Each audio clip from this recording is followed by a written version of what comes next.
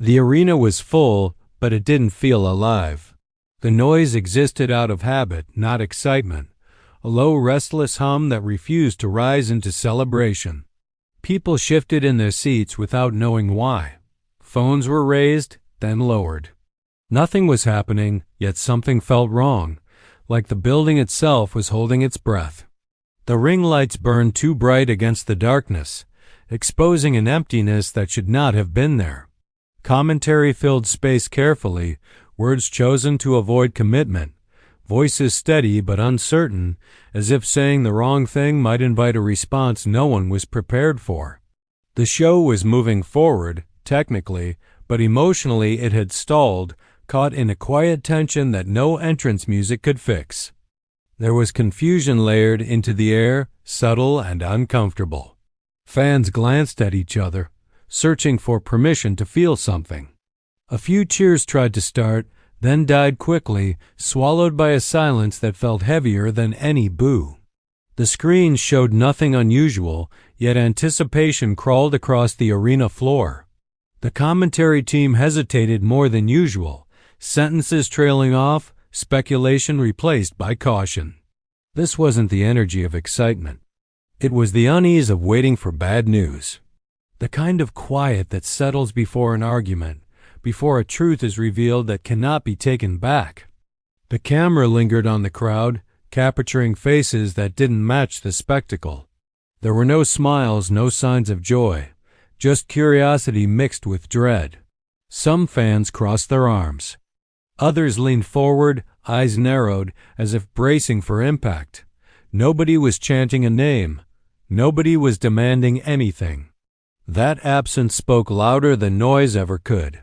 It suggested that whatever was coming wasn't something the audience felt entitled to. It was something they feared might happen anyway. Backstage rumors had already done damage, though none of them had been confirmed. Whispers spread faster than facts, and every whisper carried weight. Commentary alluded to uncertainty without explanation, careful not to promise safety or control. The show had lost its sense of order, replaced by a fragile attempt at normalcy. The ring announcer's voice earlier still echoed in memory, too formal, too strained. Nothing had gone wrong yet, but the night already felt compromised. When the lights dimmed slightly, not dramatically, just enough to be noticed, the crowd did not erupt. It went still. Silence rolled through the arena in waves, thick and uncomfortable. This was not anticipation for entertainment. It was recognition. Something was about to happen that would not feel good, that would not be clean or celebratory. And as the quiet deepened, the WWE Universe realized control had already been lost long before anyone stepped through the curtain. The silence stretched longer than expected, long enough to become unbearable. Commentary tried to fill it, but the words felt brittle, as if they might crack under pressure. One voice suggested technical issues. Another dismissed it quickly, too quickly, betraying nerves. The crowd didn't laugh. They didn't react at all. The uncertainty had turned into something colder, something closer to fear. This was not the dramatic pause fans were used to. This was hesitation, the kind that comes from doubt, not design. The screens flickered briefly, not with graphics, but with darkness. It wasn't a cue. It was a warning. A ripple moved through the audience as people instinctively stood, then stopped themselves. No music hit. No lights flashed. The absence of spectacle stripped the moment bare. Whatever was coming did not need amplification. It was already heavy enough. Commentary fell silent again, not by instruction, but by instinct. Sometimes the most honest reaction is no reaction at all.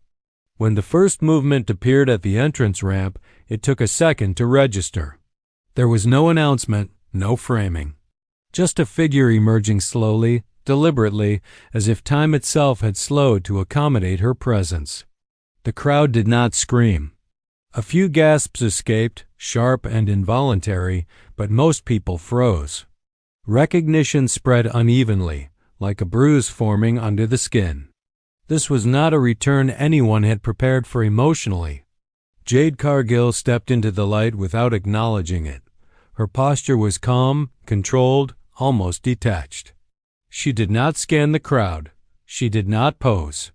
She simply stood there, letting the moment collapse inward. The silence intensified, pressing down on the arena.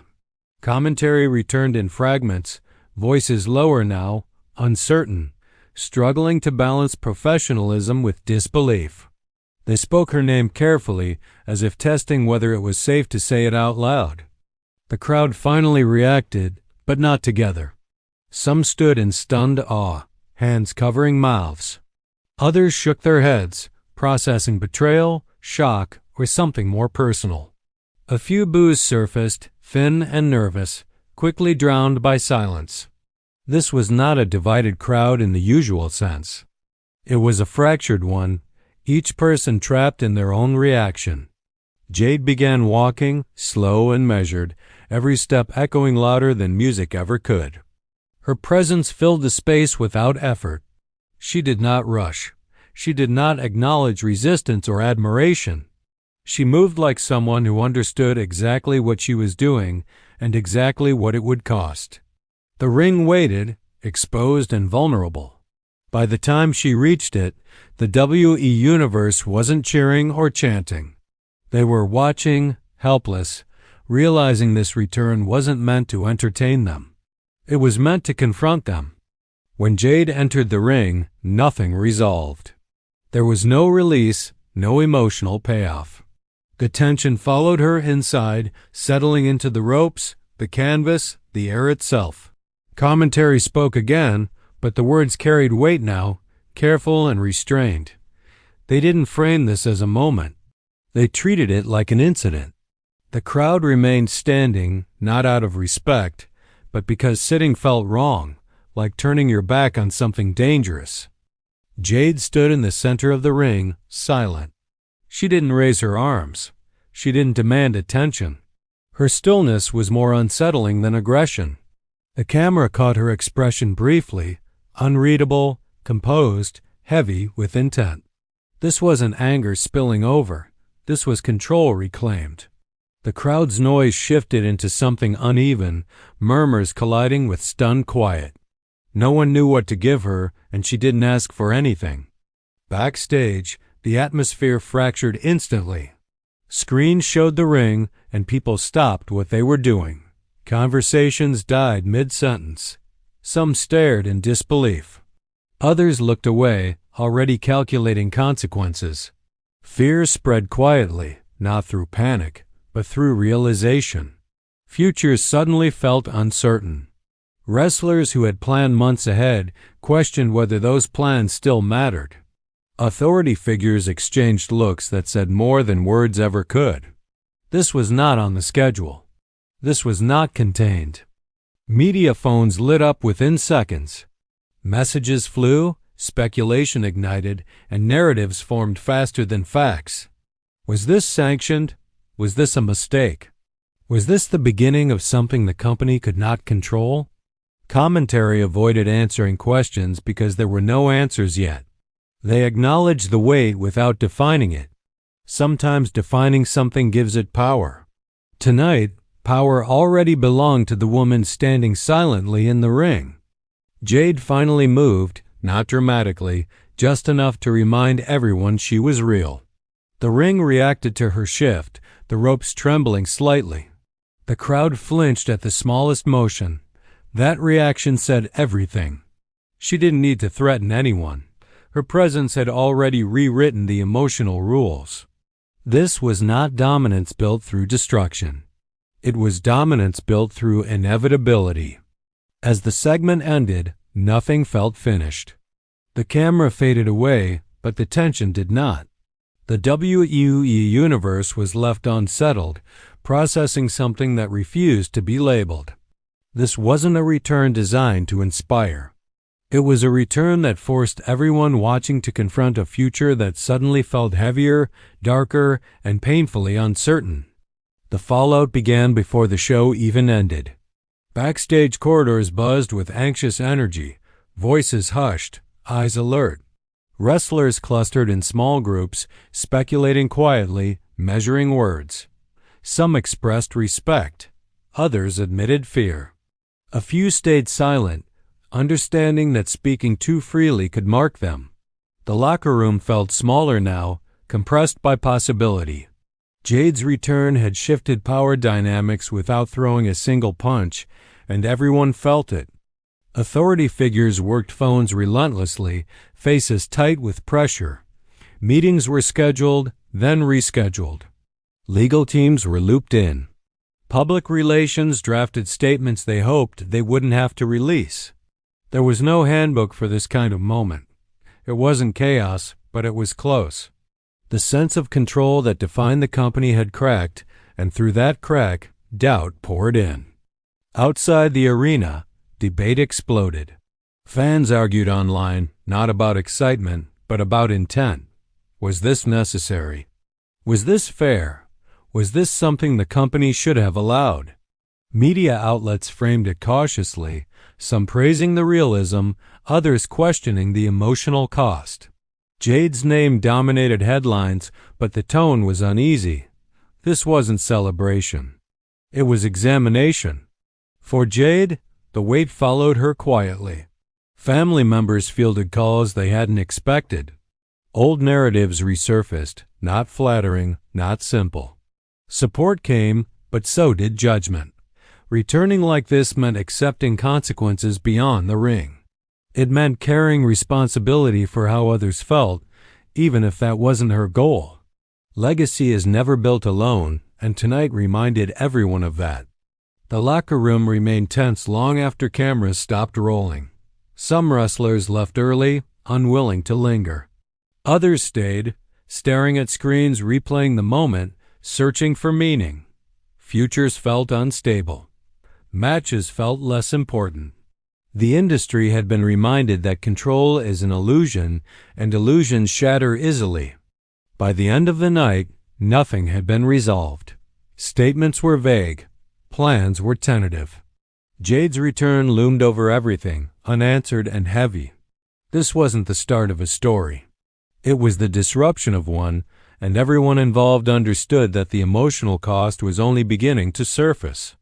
Days later, the weight of the moment still hadn't lifted. Conversations kept circling back to the same question, not what Jade would do next, but what her return had already done. The WWE Universe continued to debate, but the tone remained serious, reflective. This wasn't about winners or losers.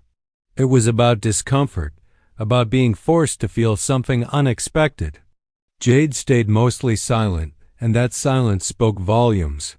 Every appearance, every brief image reignited discussion. People projected intentions onto her because she offered none. Commentary analyzed without certainty, careful not to frame her as hero or villain. The industry had learned that night that labels no longer fit so neatly. Backstage, adjustments were made quietly. Matches were rethought. Stories were paused. People watched each other more closely. Trust felt thinner. Jade's presence, even off camera, influenced decisions. That is real power, the kind that doesn't announce itself. Fans slowly realized that this return was not designed to please them. It challenged their expectations, their comfort, their sense of control. Some admired that. Others resented it. Both reactions were valid and both carried weight. This wasn't nostalgia. It was confrontation.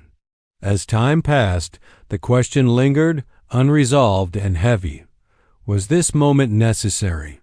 Did it expose truths the industry preferred to ignore? Or did it create wounds that would take years to heal? Jade's return had already reshaped the landscape, emotionally and professionally. In the end, the arena moment was only the beginning. The real impact unfolded quietly, in decisions made behind closed doors, in careers altered, in fans forced to sit with discomfort. This wasn't a comeback designed to be loved. It was a reminder that some returns aren't meant to entertain, but to unsettle. And the question that remained, long after the lights went out, was simple and haunting. If control was lost that night, who was ever really in control to begin with.